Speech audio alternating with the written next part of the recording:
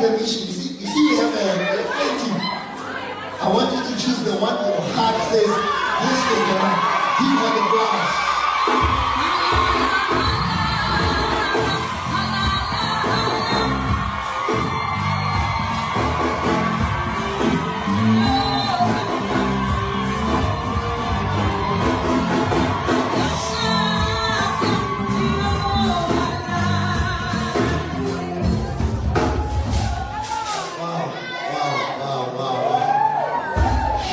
Guys, we are super excited for you. We're super excited for you.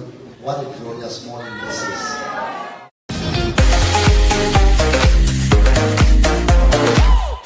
Welcome back to Sunday Action. Thank you so much guys for tuning in. Well guys, I'm back again. The Mzansi Celebrity Stories and namhlanje sikhuluma ke ngoYanga Sobetha. Congratulations messages are pouring in for her after she posted ukuthi ke ayike uNkulunkulu senze njalo ke bakithi she's officially off the market. Kade bephakanyiswa ke bandleni. I'm not so sure when and angazi ukuthi ke umshado wakhe unini, but ke kubuka so ukuthi nje umshado wakhe ususeduze kakhulu.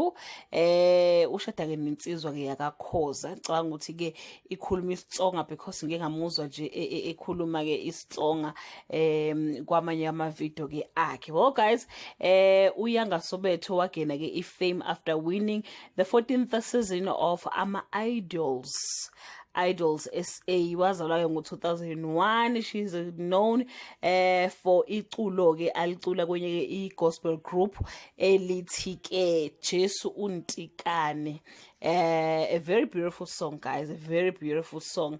She's a Xhosa ke yena ke uYanga, but the way she sang that song guys, yeah, wathinta abantu abaningi kakhulu, imnandi icula khona.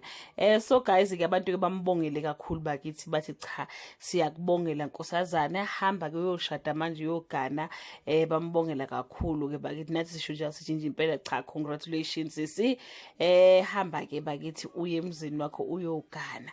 That brings us to the end of this video. To leave your comment below and let's celebrate with uYanga. Bye.